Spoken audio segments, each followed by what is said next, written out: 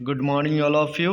आज हम बात करेंगे अर्धसूत्री विभाजन की प्रमुख घटनाएं, जिसे बोलते हैं इवेंट्स ड्यूरिंग मियोसिस।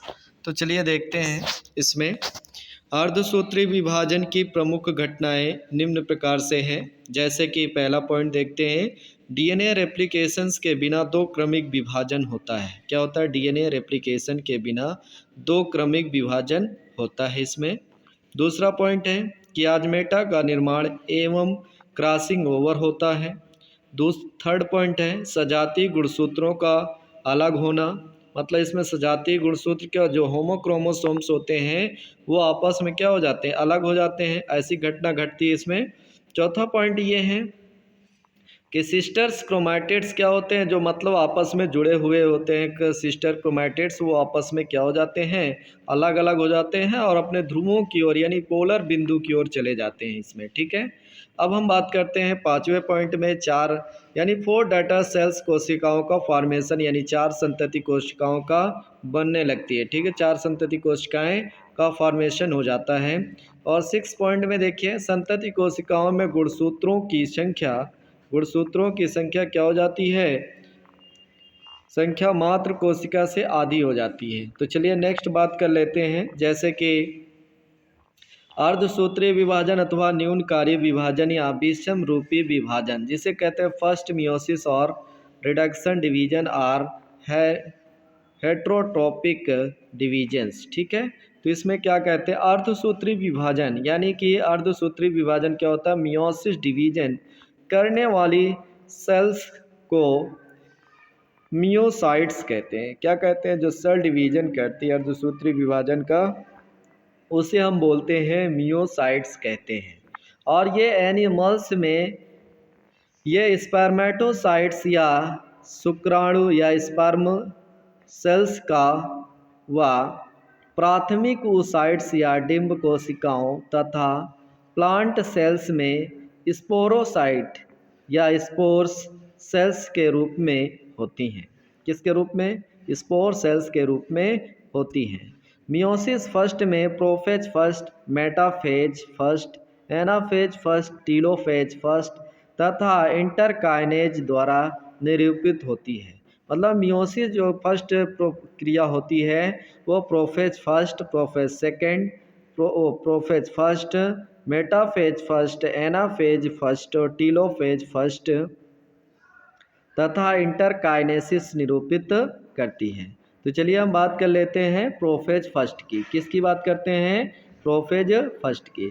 तो प्रोफेज फर्स्ट में क्या होता है, फर्स्ट मियोसिस डिवीजन की प्रोफेज स्टेज क्या होती है, जटिल एवं लंबी होती है और ये काफ़ी समय तक होती है। और इसे लेप्टोटीन, जाइगोटीन और पैचिटीन, डिप्लोटीन तथा डाइकाइनेसिस नामक 5 उपावस्थाओं में बांटा गया है। कितने? 5 उपावस्थाओं में बांटा गया है।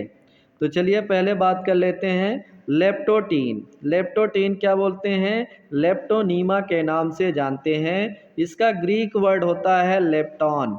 लेप्टॉन मीन्स होता है स्लेंडर थ्रेड, मतलब एक धागा।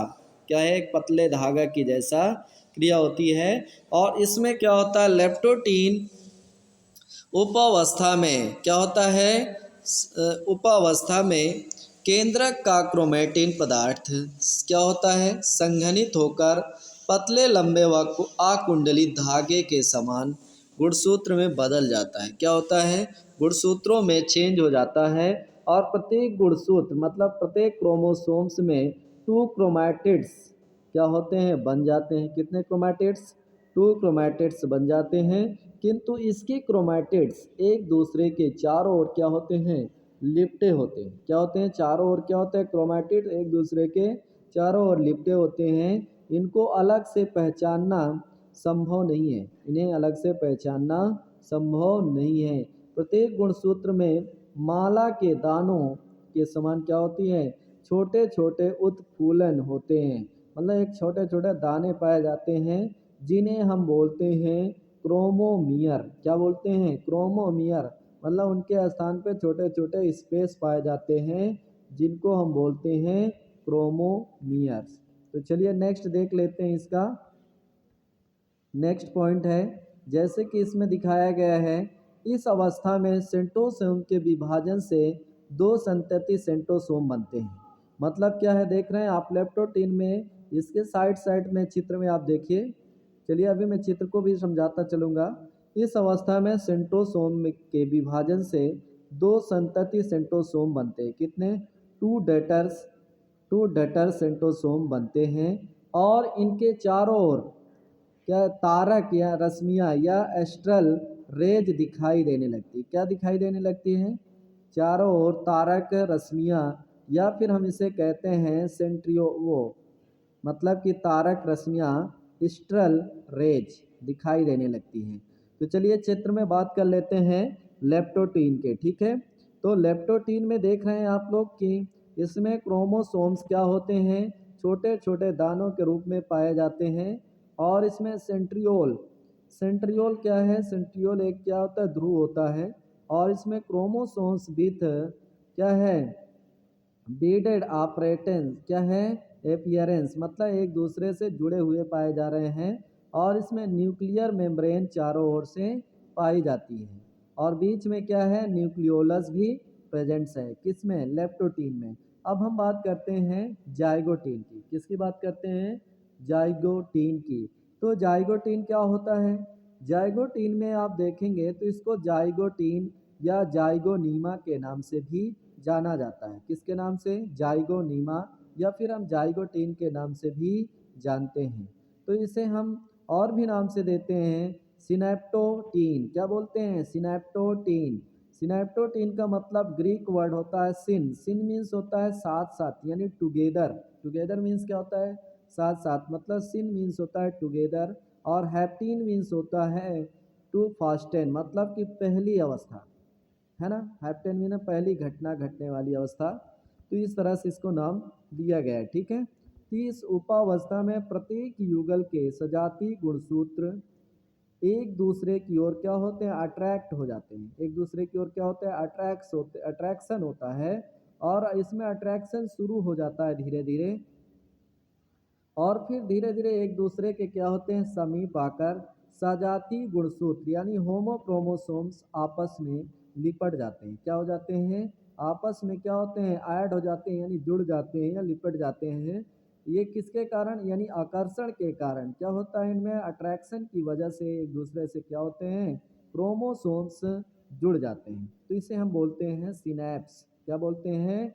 सिनैप्स कहते हैं। जब गुणसूत्र एक दूसरे से अट्रैक्शन के बलों के द्वारा क्या होते हैं? जुड़ जाते हैं, तो उसे हम सिनैप्स कहते हैं। इस प्रकार बने सजातीय गुणसूत्रों के युगल बाईवैलेंट कहलाते हैं। अगर वो आपस में जुड़ जाते हैं गुणसूत्र, तो उनके युगल को हम बाईवैलेंट के नाम से भी जानते हैं। तो चलिए आगे हम बात कर लेते हैं। सजातीय गुणसूत्रों के युग्मन में एक एक जीन को लेकर युग्मन होता है। क्या होता है? जीन एक एक लेकर क्या होता है? उनका युग्मन होता है। युग्मन की क्रिया समजात गुणसूत्रों के दोनों सिरों से होकर सेंट्रोमियर की ओर होती है। दोनों सिरों से होकर किसकी ओर होती है? सेंट्रोमियर की ओर होती है। और समजात गुणसूत्रों को जीन दर जीन संपर्क में रहने के लिए, यानी रखने के लिए कुछ विशेष प्रोटीन्स होते हैं। क्या होते हैं? कुछ प्रोटीन्स होते हैं जिसे सिनेप्टोनिमल कॉम्प्लेक्स कहते हैं। क्या कहते हैं? सिनेप्टोनिमल कॉम्प्लेक्स के नाम से भी जाना जाता है। जो उनके जीन के संपर्क में प्रोटीन्स आते हैं, तो उसे हम क्या कहते हैं? सिनेप्टोनिमल कॉम्प्लेक्स कहते हैं। और ये सिनेप्टोनिमल कॉम्प्लेक्स बनता है। तो चलिए आगे हम बात कर लेते हैं। क्रोमैटिन के संघनन के से, मतलब क्रोमैटिन के संघनन से गुणसूत्र और अधिक छोटे व मोटे हो जाते हैं। मतलब कि गुणसूत्र और अधिक छोटे व मोटे हो जाते हैं और अधिक स्पष्ट दिखने लगते हैं। क्या होते हैं? और अधिक स्पष्ट दिखने लगते हैं। जैसे कि आपने देखा होगा जाइगोटीन की क्रिया में देखा होगा ना, जाइगोनीमा या फिर जाइगोटीन। देखिए इसमें गुणसूत्र क्या हो रहे हैं? मतलब एक दूसरे से अलग, मतलब कि देख रहे हैं होमोलोगस क्रोमोसोम्स क्या हो रहे हैं? आपस में चिपक रहे हैं, मतलब चिपते जा रहे हैं। और न्यूक्लियोलस क्या होता है? बीच में आपको दिखाई दे रहा होगा। तो और सेंट्रोमियर और फिर क्या होता है सेंट्रोमियर क्या होते हैं इसमें दिख रहे हैं, और फिर डायड क्या बोलते हैं डायड, मतलब उनके गुणसूत्र क्या होते हैं डायड हो जा रहे हैं, ऐड किए जा रहे हैं, तो ये जाइगोटीन की प्रावस्था होती है और इसमें टू डटर सेंट्रियोल्स का फॉर्मेशन हो जाता है।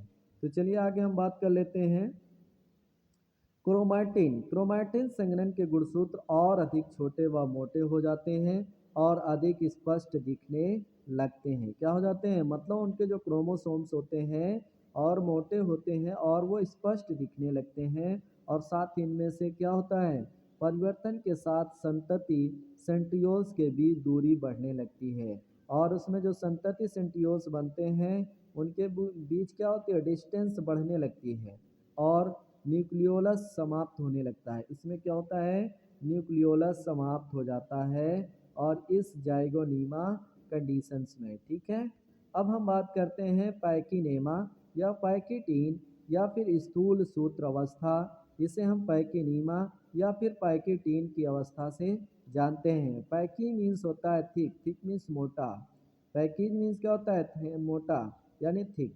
तो चलिए आगे इसमें गुणसूत्र क्या होते हैं, जो होमोक्रोमोसोम्स के सिनेप्स के पश्चात प्रत्येक बाईवैलेंट मतलब जो दो युग्मित गुणसूत्र होते हैं युग्मन होते हैं, और वो युग्मित गुणसूत्र आकुंचन के कारण और अधिक छोटे व मोटे हो जाते हैं। क्या हो जाते हैं और अधिक छोटे व मोटे हो जाते हैं और एक दूसरे के चारों ओर लिपट कर अपेक्षीकृत कुंडलन बनाते हैं। क्या बनते हैं कुंडलन बनाते हैं, और ये गुणसूत्र में दोनों क्रोमैटिड्स भी अधिक स्पष्ट हो जाते हैं। मतलब जो गुणसूत्र होते हैं वो दोनों क्रोमैटिड्स क्या करते हैं अधिक स्पष्ट हो जाते हैं, जिससे प्रत्येक बाईवैलेंट चार स्पष्ट अर्धसूत्रों या क्रोमैटिड्स का बना प्रतीत होता है और होने लगते हैं या बनते हुए प्रतीत होने लगते हैं। अब इसे हम क्या बोलते हैं टेट्रावैलेंट या फिर टेट्राड कहते हैं। क्या बोलते हैं टेट्रावैलेंट या फिर हम टेट्राड के नाम से जानते हैं। जो चार दूसरे गुणसूत्र का फॉर्मेशन कर लेते हैं तो उसे हम टेट्राड के नाम से भी जानते हैं। और प्रत्येक सजातीय गुणसूत्र के दोनों क्रोमैटिड और अधिक कुंडलित हो जाते हैं, और इसके कारण सजातीय गुणसूत्रों में एक तनाव पैदा हो जाता है और इससे दुर्बल क्रोमैटिड्स अनेक स्थानों पर टूट जाते हैं। जो मतलब कि वीक क्रोमैटिड्स होते हैं अपने स्थानों से क्या होते हैं टूट जाते हैं, और नॉन सिस्टर क्रोमैटिड्स में विच्छेदित खंडों को विनिमय या फिर पारस्परिक अदला बदली यानी रेसिप्रोकल एक्सचेंज हो जाता है। क्या होता है पारस्परिक अदला बदली होती है और विनिमय या विनिमयन की क्रिया क्रॉसिंग ओवर तथा विसंयोजन की क्रिया रिकम्बिनेशन कहलाती है। क्या कहलाती है रिकम्बिनेशन कहलाती है। ये आपकी बात हुई थी पैकेटीन। तो चलिए इसका हम चित्र देख लेते हैं।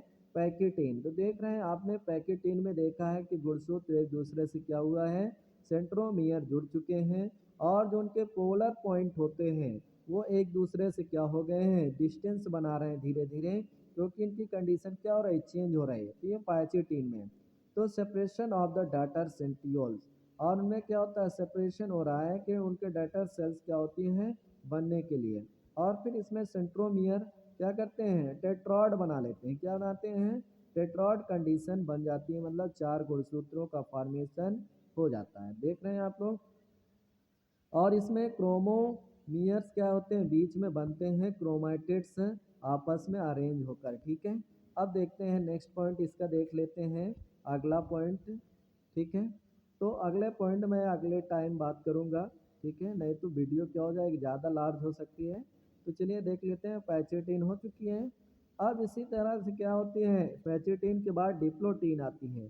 तो डिप्लोटीन कंडीशन में इसी तरह क्या होते हैं गुणसूत्र क्या होते हैं बढ़ते जाते हैं, तो उनके जो मतलब कि पोलर बिंदु होते हैं वो क्या होते हैं दूर हो जाते हैं, और इसमें कियाजमेटा आपस में बनने लगते हैं और टेट्राइड क्रोमोसोम्स भी का फॉर्मेशन हो जाते हैं। तो क्रॉसिंग ओवर क्या होता है इनमें बढ़ता है बिटवीन होमोलोगस क्रोमोसोम्स, मतलब उनमें क्या होता है जो होमोलोगस से मतलब कि समानजात गुणसूत्र होते हैं उनके बीच क्या होता है, दूरियां मतलब अंतर दिखने लगता है।